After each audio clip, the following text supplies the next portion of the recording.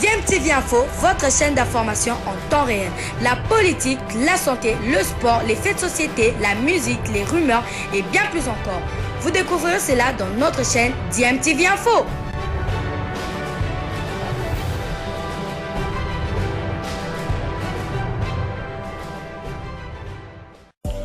Vous êtes sur DMTV, bonjour ou bonsoir, tout dépend de l'heure à laquelle vous nous suivez. Tout plaisir est pour nous de vous retrouver, mais surtout de savoir que vous êtes nombreux en train de suivre votre chaîne YouTube DMTV. DMTV qui vous propose l'actualité, vous propose également des analyses et des réflexions sur des sujets d'actualité, sur des faits sociaux, tout simplement sur des réalités que nous observons ici chez nous en République démocratique du Congo. C'est des 100 jours condamnés à 20 ans, la peine réduite à 13 ans en appel. Zeka, comme on l'appelle à l'INC, est allé à la cassation.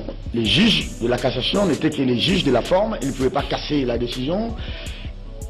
La cassation a renvoyé l'affaire à la 10e chambre d'appel et finalement, contre toute attente, Zeka a été acquitté hier. Vous êtes surpris? Non? Non, moi je ne suis pas surpris, je l'ai annoncé sur votre plateau il y a une semaine lors de votre de ma dernière invitation. C'était prévisible que Kamere sera blanchi.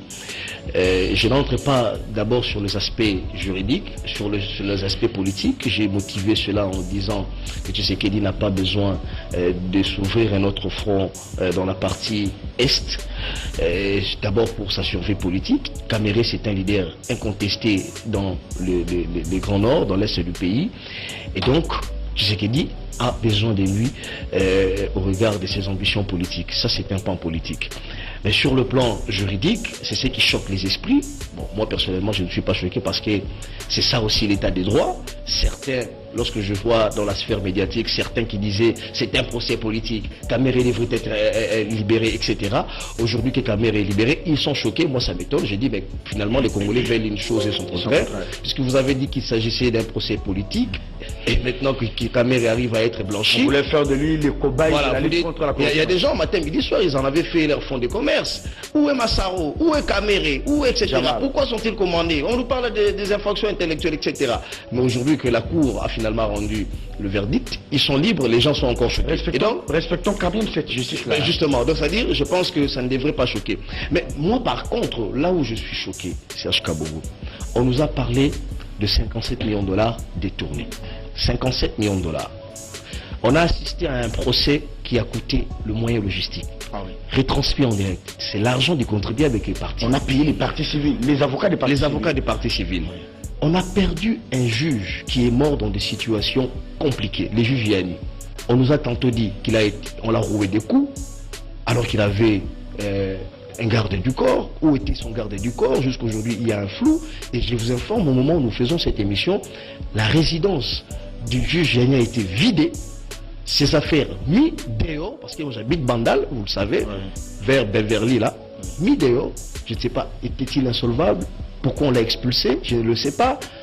Les enfants à la belle étoile, aujourd'hui on n'en parle pas. Quid de cet assassinat? On peut d'abord élaguer cet aspect des choses. Non, ce sont des éléments. Non, sur le plan humain, ça fait. Non, ce sont des éléments à élucider, c'est important. Et parmi nous, c'est détails. Non, c'est important, Serge. Je suis en train de parler de tout ce que cela nous a coûté, les procès 100 jours. Et donc, à la lumière de tout ceci... Il y a des énergies gaspillées. Aucun des prévenus n'est condamné. L'argent s'était-il auto-détourné? C'est la grande question.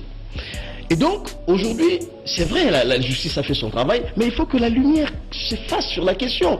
Il ne faudrait pas... En fait, c'est quoi? On nous a dit que c'était un procès pédagogique. C'est ça. C'est quoi la pédagogie de ces procès? Mais le problème, il est d'ordre judiciaire.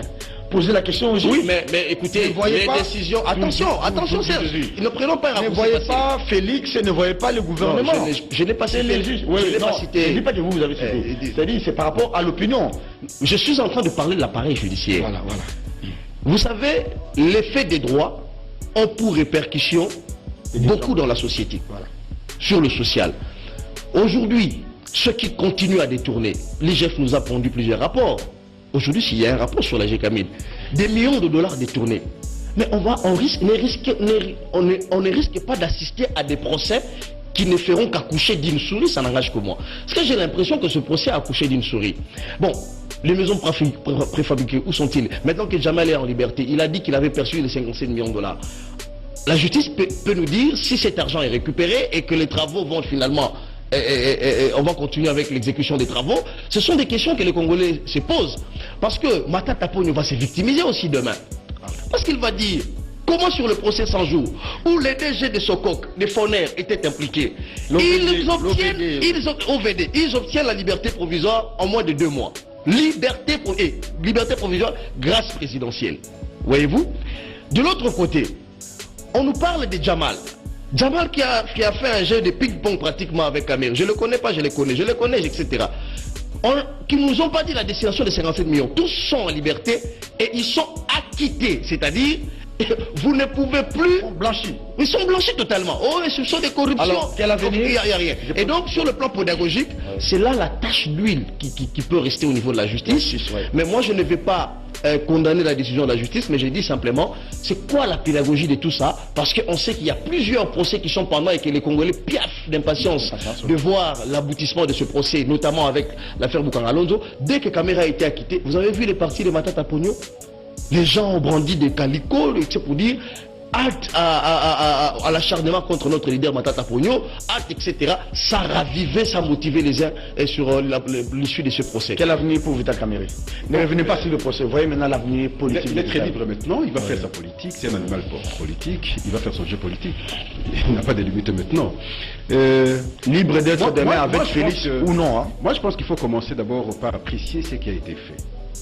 C'est la première fois chez nous, et peut-être en Afrique, un directeur de cabinet d'un président de la République en mise en accusation, condamné au premier degré, aller ou affronter la justice sans que il s'oppose à la justice comme nous avions par le passé eu l'habitude de voir. Félix disait ceci, pour ne pas vous couper, Vital Kamerhe c'est un monsieur sérieux et correct, je pense qu'il jouera un rôle très déterminant dans la vie politique de ce pays. Ça c'est fondamental, le fait d'avoir accepté d'aller à la justice. Ça n'a pas influencé la décision des justices. C'est ça que Matata a peur, parce que j'ai compris, le confrère évoquait... C'est donc Matata a peur. Ce que Matata ferait maintenant, c'est quoi? Faire comme a fait Vital Kamerhe. Il va en justice. Il a été à la Cour constitutionnelle. On peut avoir posé les actes, n'est-ce pas? Avoir posé des actes d'infraction. Mais le fait que la procédure n'est pas respectée, vous pouvez être acquitté. Ça, c'est la justice. Oui, les droits, c'est la science. Voilà. Et de la forme. Et donc, moi, ici, je pense, pour le cas Matata, il doit affronter la justice. Que la justice... Il a été à la Cour constitutionnelle. Il a été à la Cour. Il a été à la Cour constitutionnelle, c'est très bien. Mais lorsque la justice estime que en dehors de la Cour constitutionnelle, il faut aller ailleurs, il doit également accepter. C'est comme ça que Vital Kamerhe est parti. Il est allé d'abord à la Cour d'appel. Cour d'appel, c'est là où on l'a condamné, je pense. D'abord, la condamnation réduite à 13 ans. Voilà. Cour d'appel. D'abord, Cour de cassation. TGI, voilà. Cour d'appel. Il a accepté affronter toutes les juridictions finalement pour bénéficier de sa liberté aujourd'hui. Je pense que c'est un exemple qui devrait... L'argent menait où? Ça, c'est la question des Bélédou. Non, c'est la question fondamentale. La question d'argent. On doit nous restituer aussi les 500 000 $ pour la caution, non? Exactement. En réalité, on restitue la caution. On doit restituer la caution.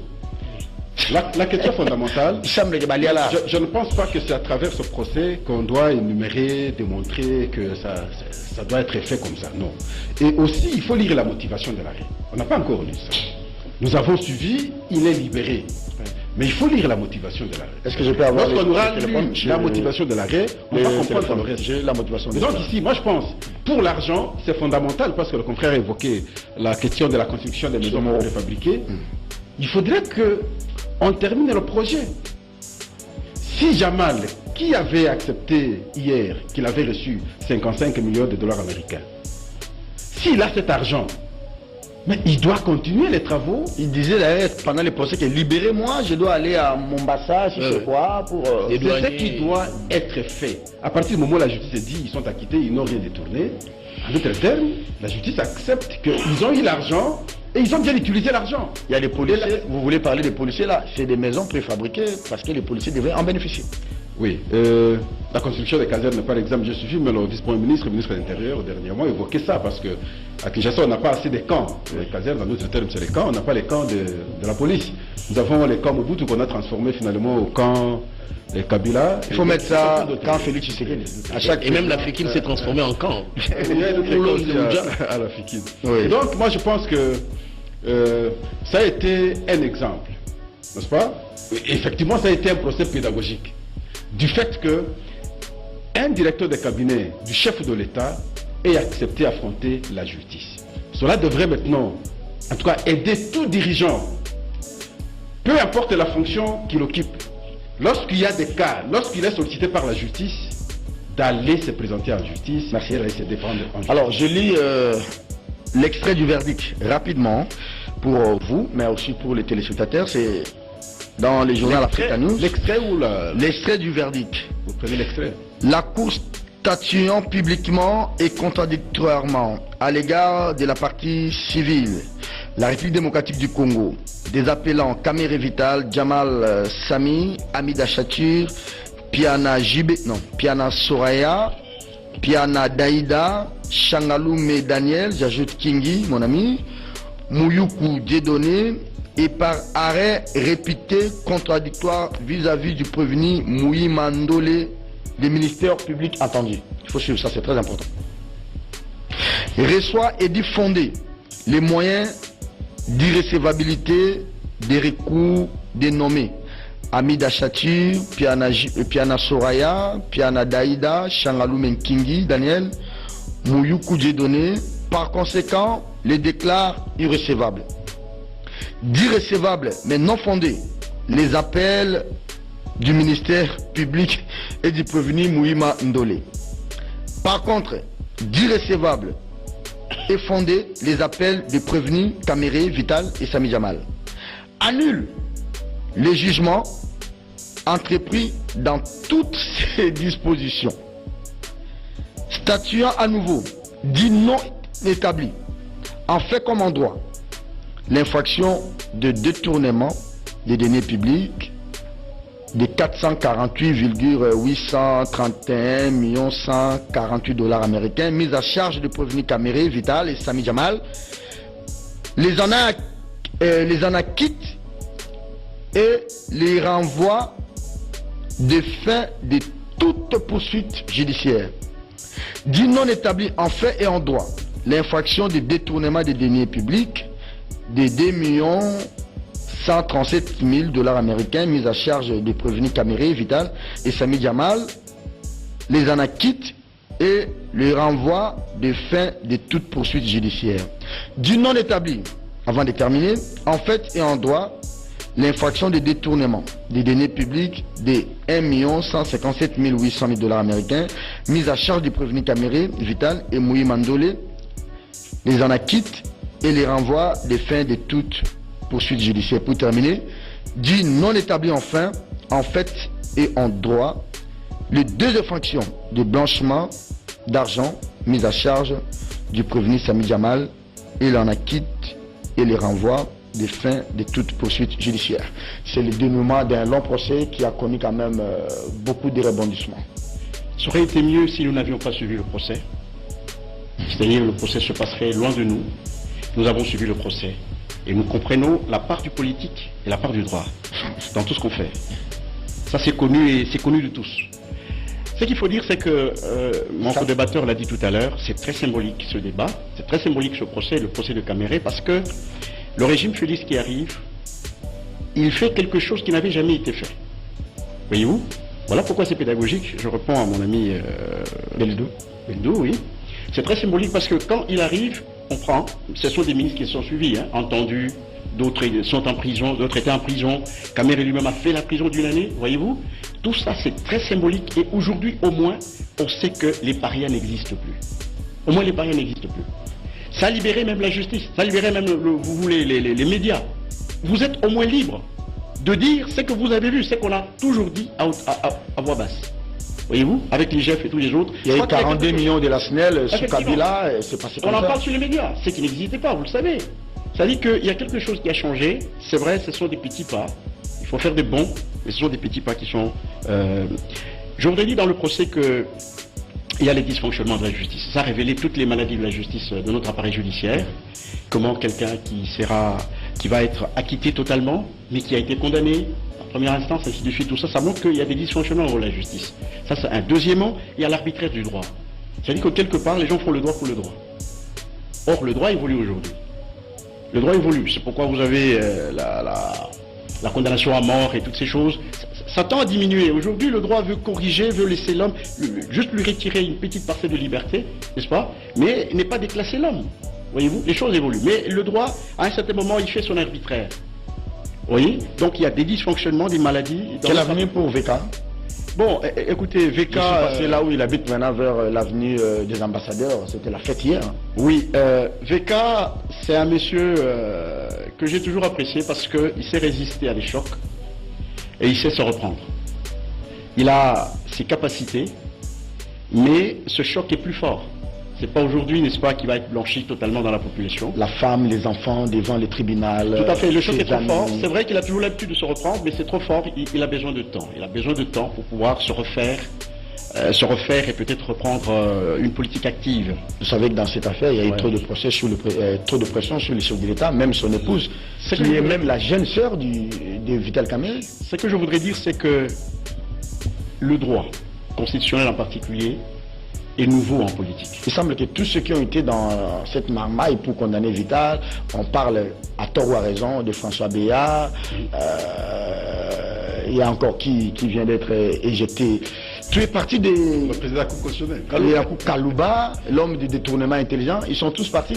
Et il semble que c'était parmi les conditions exigées par Vital Kamerhe. Non, si vous suivez l'histoire de la condamnation de Kamerhe, c'est une histoire cambolesque. L'IDPS a commencé. Qui a accusé Kamerhe? C'est l'IDPS qui a commencé. Non, l'IDPS a commencé. Augustin Kabouya et comment il s'appelle encore? Très bien, c'est l'opinion. Oui, Kabound. Président Mouyibi. Kabouya et Kabound ont fait même l'inspecteur des travaux ici. Encore un élément nouveau. Mais aujourd'hui, l'IDPS n'est plus de mots. Les partis. Oui, mais je voudrais dire que c'est une opinion encore. C'est encore un élément nouveau. C'est que l'opinion peut amener au droit. L'opinion fait la politique. Mais les droits, c'est qu'il n'existe pas. Suivre l'opinion. Effectivement, c'est-à-dire que mais Kamerhe, il n'y a personne, il n'y a aucun plaignant. C'est comment la rumeur, la rumeur qui a amené Kamerhe en prison. La clameur publique. La clameur publique, voilà. C'est la clameur publique. Et pendant les procès, le président avait demandé à Vital si... C'est pas le premier cas. Et c'est pas seulement pour la justice congolaise. Même à la Cour pénale internationale, Jean-Pierre Bemba a passé 10 ans. 10 ans, oui. Et finalement, il a été acquitté. Voilà. Donc là, c'était pas la justice congolaise. Et donc ici, le droit, comme il parle de l'arbitraire, la justice, il y a ces réalités, et parfois qui sont contraires aux réalités. Les temps de la justice, ce n'est pas les temps politiques. Nous avons la lecture. Nous avions vu le procès Kamerhe, c'est vrai, comme le frère l'a dit. Dès le début, il continuait à clamer son innocence. Mais moi, j'avais l'impression que tout ce qu'il présentait comme élément n'était pas suivi par les juges. Si au moins on l'avait peut-être écouté, bon, je ne pense pas que la peine irait. Alors, on va terminer. Mon point de vue, ce n'est pas seulement question de la justice congolaise, ça se fait à travers le monde, le cas Jean-Pierre Bemba. Et là, il n'est pas temps. Il a fait 10 ans, et finalement, pour être acquitté totalement, aujourd'hui, il est libre. Et donc, c'est pas seulement pour le Congo. Très bien. Voilà. Merci. Et là, je voudrais ajouter pour terminer. Vous avez déjà la parole. Vous embrayez directement dans l'affaire de l'intervention militaire des pays membres de la communauté de l'Afrique de l'Est. J'ai posé 2 questions à l'introduction de mon émission.